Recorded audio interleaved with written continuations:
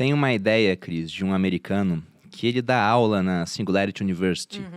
É o Peter Diamandis. Não sei se estou falando sobre o nome dele da maneira correta. O Walter Longo já me corrigiu uma vez aqui. Mas depois eu vi os outros caras falando assim também. Mas em todo caso, ele tem um conceito que ele chama de 6Ds. Que eu vi que o Nubank aplicou, né? Talvez até sem saber. Porque ele pegou isso do que acontece no mercado. Sim. Ele fala que o primeiro D é de tornar um processo que ele é muito físico, muito material, digital. E o segundo D seria uma decepção, porque o digital no começo não tá igual ao material, nem todo mundo se adapta. Só que depois da decepção, como o digital melhora muito rápido, vem a disrupção. Então eu imagino, por exemplo, os grandes bancos olhando para vocês no começo. Olha, os caras são digitais. Aí vem o segundo D, eles não são uma ameaça. Até que uma hora vocês viram uma ameaça, que é a disrupção. Sem Depois da dúvida. disrupção, vocês, como não tem uma base física, conseguem desmaterializar o negócio, desmonetizar, deixar tudo mais barato e, por fim, democratizar. Quando que os grandes bancos viram esse pessoal aqui que a gente achou que era doido, eles não são doidos? Quando que você falou Ferrou. assim, agora eles descobriram a gente como uma ameaça? Eu não sei dizer, assim, exatamente, foi em fevereiro de, né? Não, claro. Mas Sabe, durante... um marco temporal na sua cabeça. Conseguimos. Assim, mas durante muito tempo... Não, mas conseguimos ao contrário, né? Porque a gente tava muito querendo ficar embaixo do radar, né? Tipo assim, a gente queria o contrário. A gente tava felizão, assim, que ninguém tava prestando atenção, sabe? Porque no começo era isso. Tipo, eles olhavam e falavam assim, mas, esse cartão, ninguém vai querer esse troço. Não tem nem ponto. Não tem cartão adicional, não tem não sei o quê. E, de fato, não tinha muita coisa. Mas tinha outras coisas que eles não valorizavam, né? E que os clientes passaram a valorizar. Que os clientes nem sabiam que sequer era possível, né? Então, assim, a gente torcia para ficar o máximo, tipo assim, a gente ficava bem quietinho, Comendo né? quieto, Tipo, né? nossa, a última coisa que a gente queria era a turma justamente levando a gente a sério e querendo reagir, né? Mas já tem alguns anos, eu acho que a gente vê o mercado todo avançou bastante do ponto de vista digital, todo mundo correndo para melhorar os seus aplicativos, né? Alguns bancos tradicionais lançaram os seus bancos digitais, né?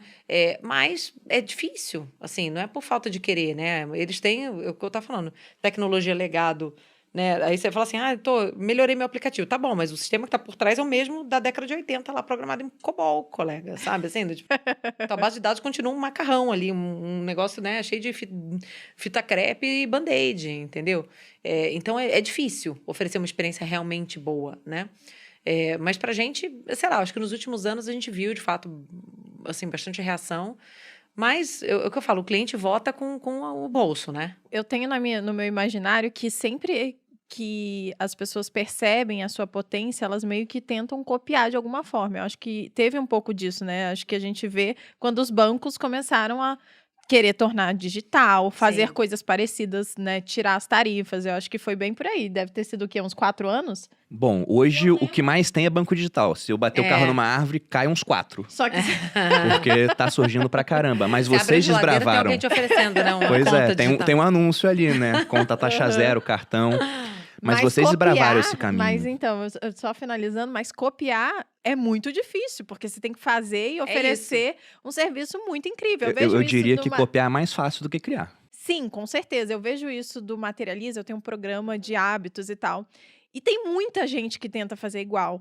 Só que é muito difícil fornecer tudo que eu forneço, porque dá trabalho pra caramba, né? É isso aí. E aí eu fico imaginando que basicamente com tudo é assim. Então, pra você copiar, não é só copiar, é porque dá trabalho. Você tem que estar lá, você tem que também ter menos lucros, talvez, né? Certamente. Abrir mão de muita coisa. Copiar pode ser difícil, mas criar é muito mais difícil. Com porque já tem uma certeza. base Não, depois, com né? certeza. A gente até Com pode certeza. falar que a cópia é um elogio sincero. E muita gente foi na esteira do Nubank depois que vocês criaram.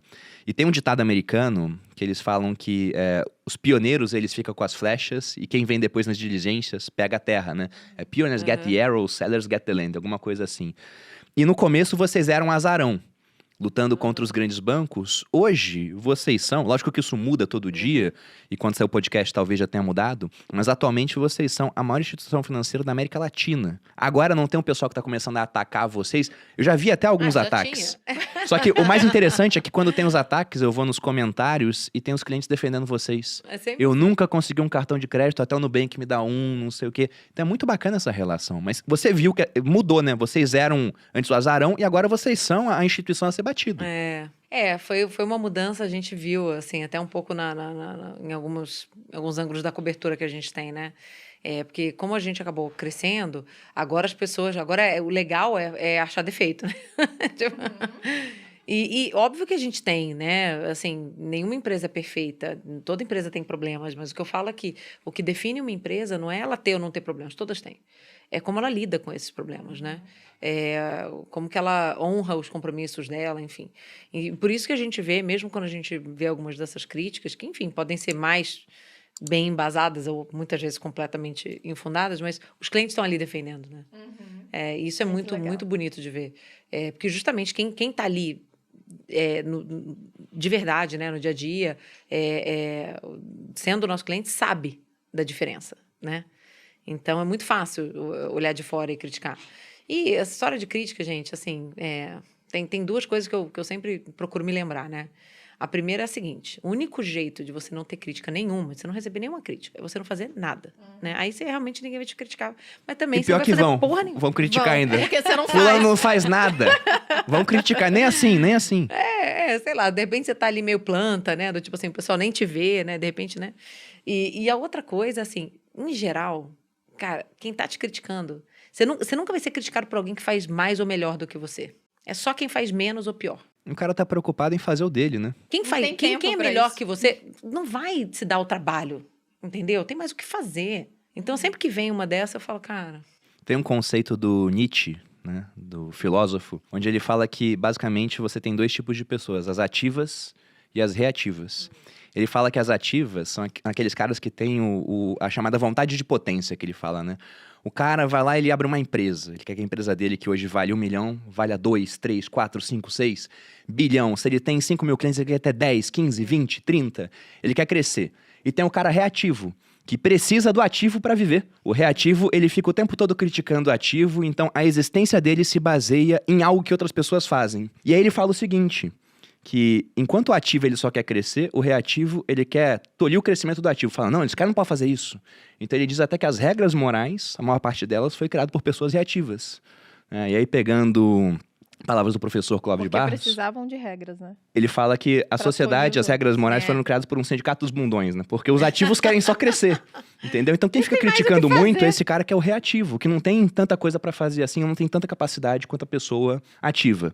Ó, Mas- aí fica Se aí, eu estivesse construindo alguma coisa, eu não estava preocupada, né? Não Exatamente, tinha tempo é pra esse, fazer isso. é esse o termo. fica É isso aí aí. a pergunta, quem é você, né? Se você tá preocupado com o outro, Se você lógico que Fica não é enchendo puro, o né? saco do Todo mundo é um outro. pouco ativo e um pouco reativo no final das contas.